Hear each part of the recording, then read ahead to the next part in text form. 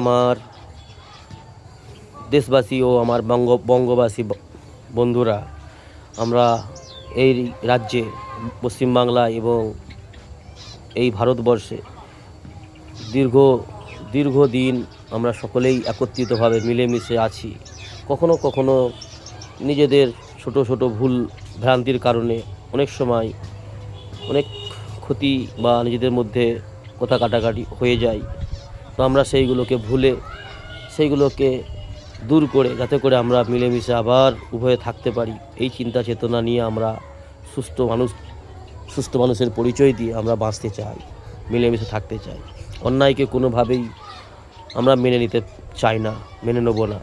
তো বন্ধুরা, বড় দুঃখ লাগে ভারতবর্ষে আজ থেকে জ্ঞান হওয়ার পর থেকে যে সমস্ত জিনিস, যে সমস্ত সমাজের পরিস্থিতি দেখেছিলাম, সেই দিনগুলো যেন কোথায় হারিয়ে গেছে। যেন আজকে নতুন কিছু, আজীব কিছু দেখতে পাচ্ছি। শুধু নতুন কিছু নয়, যেন ভয়ানক কিছু আমাদের চোখের সামনে আসে। ভয়ানক পরিস্থিতি। এক শ্রেণীর, খুব অল্প শ্রেণীর মানুষ যারা সমাজকে উত্তাল করে রেখেছে।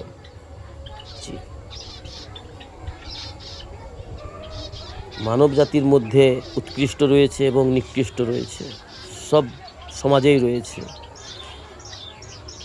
বেশি নিকৃষ্ট রয়েছে।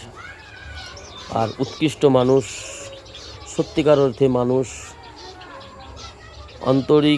আন্তরিকতার দিক থেকে যাদের চিন্তা চেতনা ভালো, যাদের সোচ বিচার ভালো, এমন মানুষ কম রয়েছে। তো বন্ধুরা, তাদেরই জন্য দুনিয়া টিকে আছে, তাদেরই ভিত্তিতে জমিন আসমান টিকে আছে।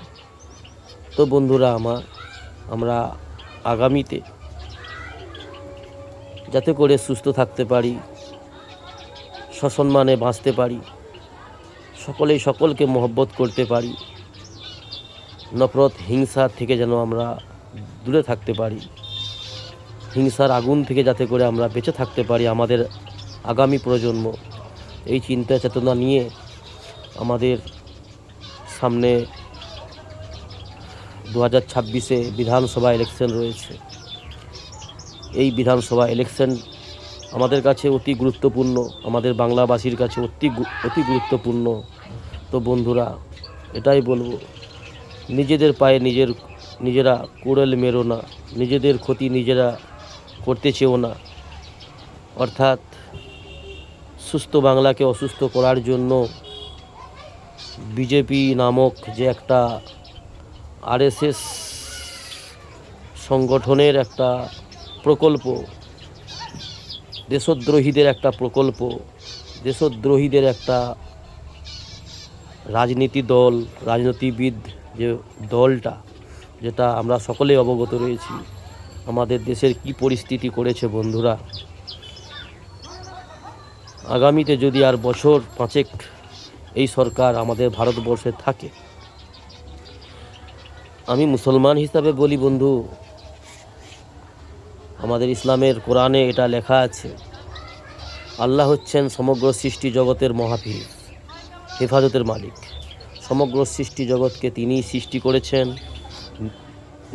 আল্লাহ রাব্বুল আলামিন সমগ্র সৃষ্টি জগৎকে সৃষ্টি করার পরেই তিনিই আবার সমগ্র সৃষ্টি জগতের হেফাজতের দায়িত্বও নিয়েছেন।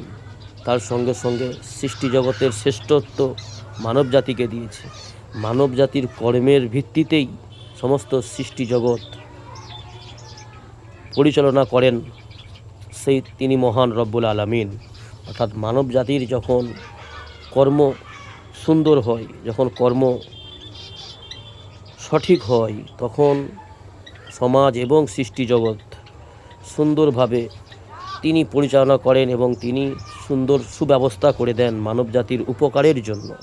আর যখন এই মানব জাতি নিকৃষ্ট হয়ে, নিকৃষ্ট মনোভাব নিয়ে নিকৃষ্ট কাজ করে, পাপ কাজে লিপ্ত হয়, বিভিন্ন প্রকারের জুলুম, অন্যায়, অত্যাচার, ব্যভিচার করে মানবের উপরে এবং অন্যান্য জীবজন্তুর উপরে, যখন অত্যাচার, জুলুম, ব্যভিচার করে এই মানবজাতি, অর্থাৎ সেই স্রষ্টার সংবিধানকে না মেনে কিছু মন গড়া সংবিধানকে মেনে চলে, তখন তিনি স্রষ্টা কিন্তু তার সৃষ্টি জগৎকে বিগড়ে দেয়। আর আমরা দেখছি বিভিন্নভাবে নতুন নতুন সৃষ্টির আবিষ্কার আমরা চোখে দেখতেছি সোশ্যাল মিডিয়াতে, বা বিভিন্ন প্রকারে আমরা খবরে শুনি, দেখি। আর আমরা চোখে দেখতেছি আমার ঘরেই, আমার এলাকাতে, আমার বাড়ির মধ্যে, আপনাদের বাড়ির মধ্যেও আপনারা ফলো করবেন, বুঝতে পারবেন। বিভিন্ন রকম নিত্য নতুন ছোট ছোট জীবজন্তুর আবির্ভাব আমরা সমাজে দেখতে পাচ্ছি, যেগুলো ক্ষুদ্র ক্ষুদ্র মশা, ক্ষুদ্র ক্ষুদ্র বিভিন্ন প্রকারের পোকা, বা বিভিন্ন আকারে বিভিন্ন প্রকারে জীবজন্তু আমাদের সমাজে নতুনভাবে আবিষ্কার হচ্ছে। তো সমস্ত কিছুর এই জমিনের ফায়সালা, এই জমিনের মধ্যে সমস্ত ভালো মন্দের ফায়সালা, এই জমিনের সমস্ত সৃষ্টির সুব্যবস্থা আসমানে ফায়সালা হয়। আসমানে এক সৃষ্টি জগতের স্রষ্টা, যিনি সবার উপরে, অর্থাৎ আরশ, আলাল আরশিস্তাওয়া, সমগ্র সৃষ্টি জগতের উপরে তেনার আরশ রয়েছে, তেনার সিংহাসন রয়েছে। সেখান থেকে তিনি সমস্ত কিছু দর্শন করেন এবং সেখান থেকে সমস্ত সৃষ্টির ভাগ্য নির্ধারণ করেন এবং সৃষ্টি জগৎকে পরিচালনা করেন।